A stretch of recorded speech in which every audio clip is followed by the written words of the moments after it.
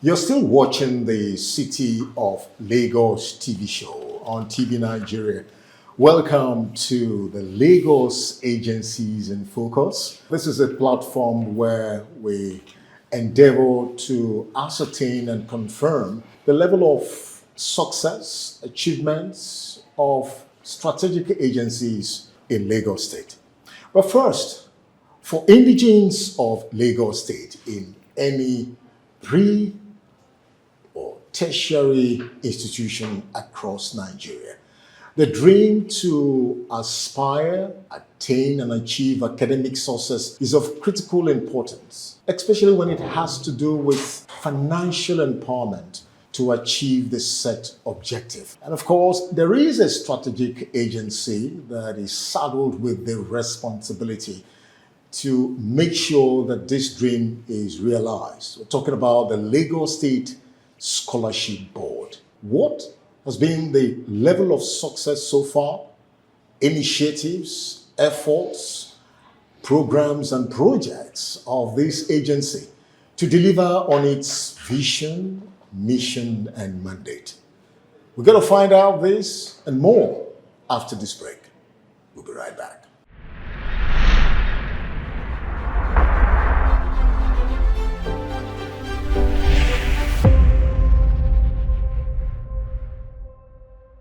All right, you're welcome back. You're still watching the City of Lagos TV show. Just join us on the program is the Executive Secretary of the Lagos State Scholarship Board, Rashedat Daranijo. To her, the agency is of critical importance. She brings a wealth of experience to bear with a very dynamic team to achieve its set objectives. So let's welcome Rashedat Daranijo, Executive Secretary, Lagos State Scholarship Board. You're welcome, madam. Thank you. It's good to have you on the program. It's good to be here. First, can you give us a brief professional background of yourself? Okay, I'm Rashedat Daranijo. I'm a legal practitioner. I'm a fellow of the Chartered Institute of Resource Management. I am a chartered arbitrator. I have a master's in business administration, and I am currently the Executive Secretary, Lagos State Scholarship Board.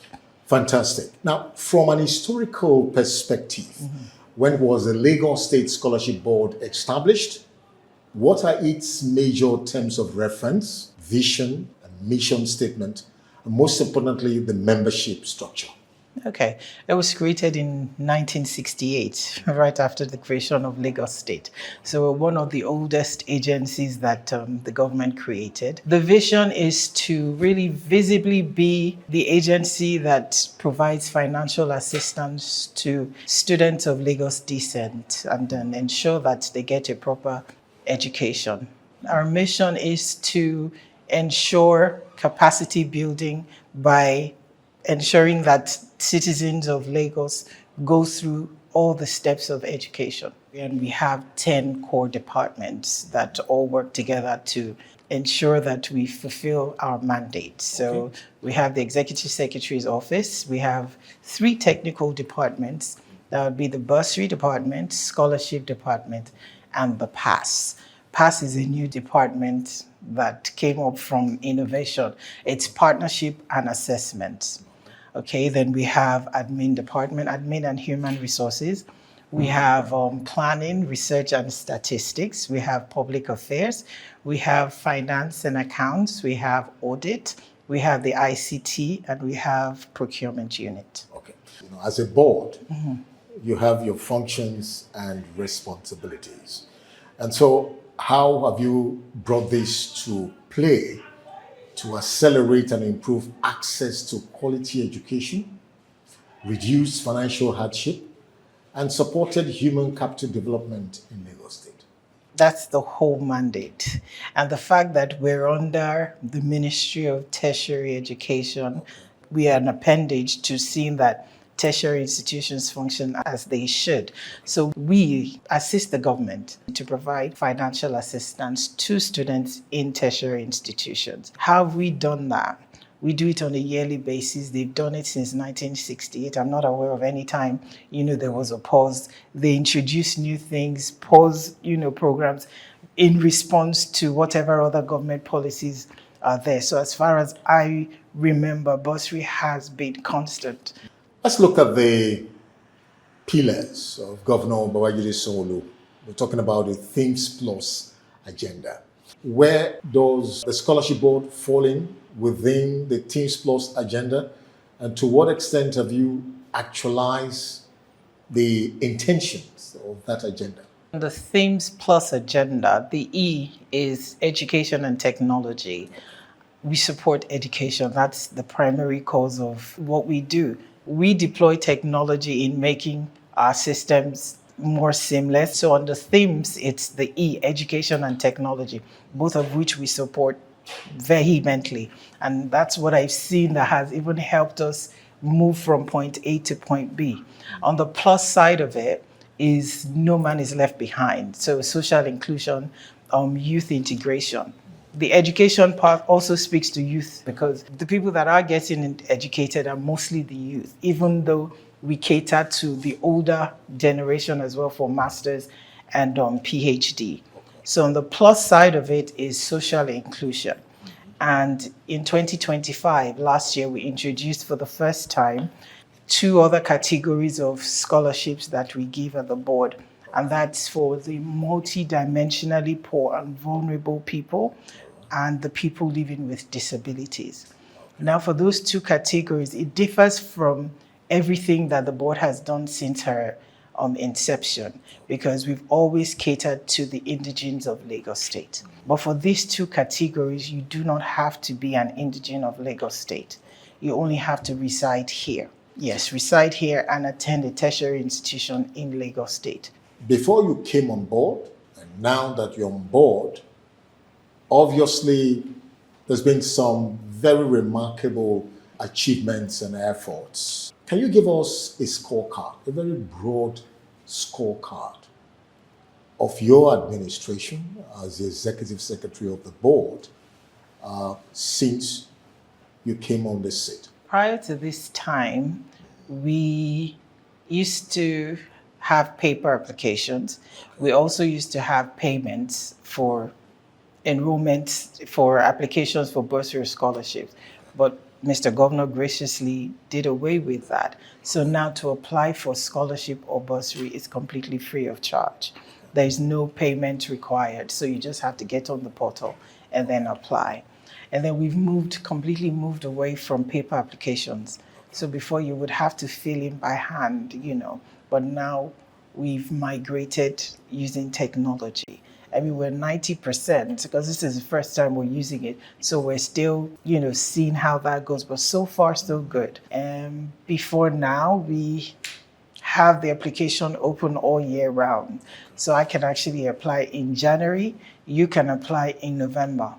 But now we have a centralized enrollment where it's open one time and it closes at a disclosed time as well. So we let you know how long it's open for, and then the portal closes when it closes. When the portal opens, we expect that you fill in your application by yourself so that the data is correct as you know it. So once we close the portal, we sort through the applications and then we divide the applicants into whatever division they claim on their application. So we divide them into 5 divisions, which are the Ibile divisions. So right after the portal closes, we set a date for verification. So I have 2 types of verification. There's the academic verification and there's the indigenship verification. So right after the closure of the portal, we go to the indigenship verification. We start with Ikorodu, Ekpe, and Badagry simultaneously and have the panelists from those divisions interview the applicants to see if they are truly indigenes of the parts of Lagos that they claim. So we do those 3 divisions first, thereafter move to Ikeja and Lagos divisions. We also collate the names and then send for academic verification to the institutions that the students are attending to verify that they're actually students registered there for the academic pursuit. And the turnout in every division was impressive. Even people that have been here longer than I have been have said they haven't seen that type of crowd. It says to me that the marketing that we're trying to do, we're being more vocal about the opportunities that they get from the government. And so in Ikorodu, where we used Lasostec, every day was a large turnout. In Badagry, we used Laswed in Otoijanikin, also had a huge turnout of students. I think people are more aware of this. Even in Ekpe, the turnout was very remarkable. In Lagos Division, where we used the St. George's, everywhere students appear to be more aware of the opportunities that the scholarship board affords them from the government. So I'm quite impressed, because if I even compare last year's to this year, I see that people have become more aware, and I guess now trust us a little more than maybe they did before now. So it's impressive. Well, in case you're just joining us, you're still watching Lagos Agencies in Focus, and we've been speaking with the Executive Secretary of the Lagos State Scholarship Board. Now, Madam, what strategic approach does the board employ to ascertain eligibility? We know you've done your verification size, and of course, the benefits, the timeline, application, and procedures of the scholarship scheme. I don't set the timeline. The only timeline I can actually control is when I open the application portal and when I close it. I can also set the timetable for the indigenship verification exercise. After that, it's now back to the collaborators, all the people I collaborate, which is the institutions. So as I said, I do the indigenship verification, which is what I can control. Academic verifications, on the other hand, means that I have to send names to institutions for them to verify that those prospective beneficiaries actually attend those schools. Until they get back to us, we can't tick that box. So if I say the turnaround time is 4 weeks, I can't really guarantee that until they come back to us. So I wouldn't put a timeline to, the closure of those. Only the measures that I can ascertain, which is the application and the indigenship verification. And also there's another angle to it, which is the CBT that I do for scholarship applicants. After that is back to the institutions. I have to wait for them to come back to me with the information that I need to verify that those students are actually in school. How do you really monitor them? Because sometimes you could have a situation where the student is out of school and he or she is collecting the scholarship or bursary. So we're looking at, is there any interconnectivity in terms of communication between the board and the institutions, especially the ones that are outside Lagos? I have the audit unit, and I also have the planning, research, and statistics. So from time to time, we also visit institutions for different reasons, just so that the collaboration works better. But even if I didn't conduct those visits, that's what the academic verification is for. So if I send you an email saying, Rashedat Daranijo says she's studying law at the Lagos State University, her matriculation number is ABC. It's for the school to then respond, and they usually respond to say, Rashedat Daranijo is currently a student of our institution, or Rashedat Daranijo was formerly a student of this school and is currently not registered as a student studying in this institution. So if I get that sort of email, that answers my question too. So even if the child says, I'm attending LASU, when LASU comes back to me and says that student is not in this institution, then we don't verify that student and the student doesn't get paid. As a very strategic agency in the education sector, there will be need for you. Of course, it's be obvious that you have critical stakeholders you work with. So what is the nature of that synergy? And which of the agencies or other stakeholders do you work with to achieve your set objectives? Okay, so I work with institutions across board. We communicate frequently. I need them as much as my students need them to respond to so sometimes when a particular institution is particularly slow, we then make it a priority to visit to let them know what's at stake. Because oftentimes they may think it's from scholarship board. I know it's not from you, so I have to, make that extra step to say, listen, we sent you this email dated so, we're waiting for you to respond so that, the indigents of Lagos can actually be paid. Internally, I also work with other agencies on the inside if institutions are on the outside.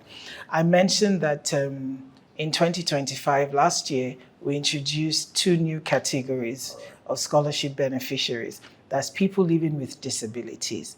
Now we have the Lagos State Office of Disability Affairs, LASODA. LASODA is the one that takes care of people with disabilities. And so when we want to verify if the applicant is a person living with disabilities, I write to LASODA to see if the person is registered. If the person isn't, then I also advise the person to go to LASODA to register so that it's easier. So I work very closely with LASODA. That works very well because for us, we're only providing financial assistance. LASODA would provide so many other things. So for the multidimensionally poor and vulnerable people, we have a social register that is domiciled in the Ministry of Economic Planning and Budget. There's a register there, and they know the people that are classified as multidimensionally poor and vulnerable. So when they see the register and have the students that are in tertiary institutions, then they supply us with that.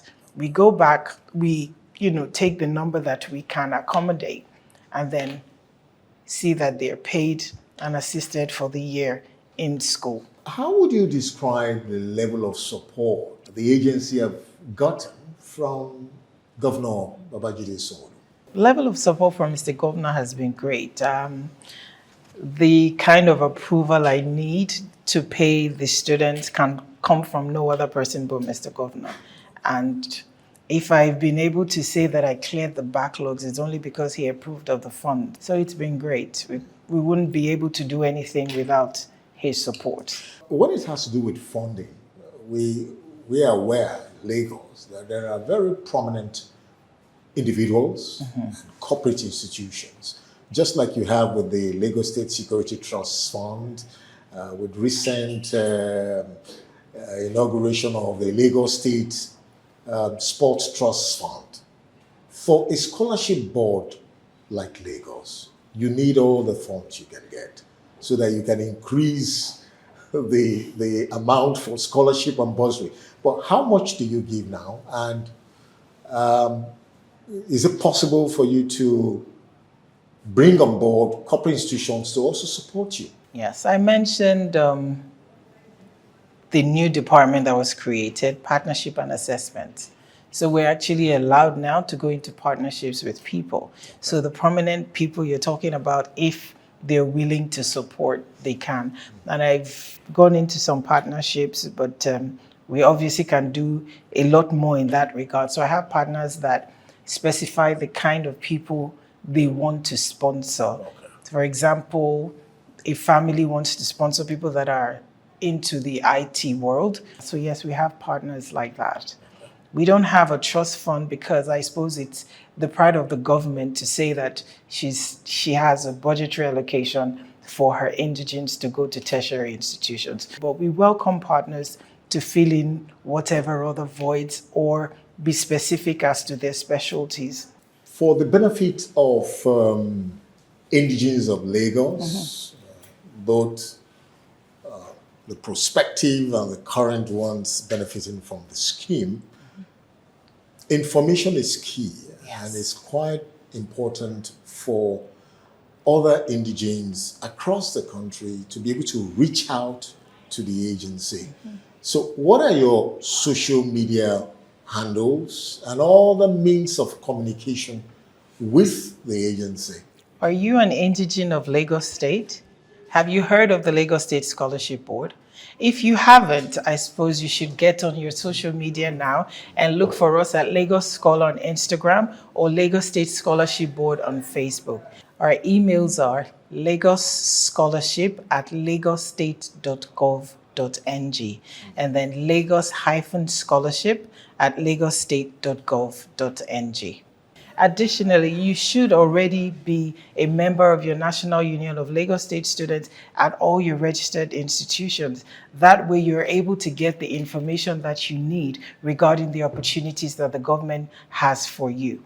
I hope you will take this time to join, and I look forward to hearing from you. Now, what are the challenges faced by the board?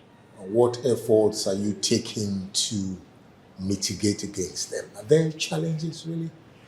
We cleared the backlogs. Okay. It's multiple applications. It's people not following the application process through and believing they have. So you can fill an application, you have your incomplete details, or you put somebody else's account number, somebody else's email, or one person applies for multiple people. So even when we send messages out, only one person receives it, and then the other people are shut out. So now we insist on people filling it by themselves, taking the whole process on by themselves so that their information is captured and we can reach them as opposed to excluding them. What are the future projections, innovative strategies and initiatives of the agency to improve service delivery, especially in the area of funding and making sure that everybody is happy?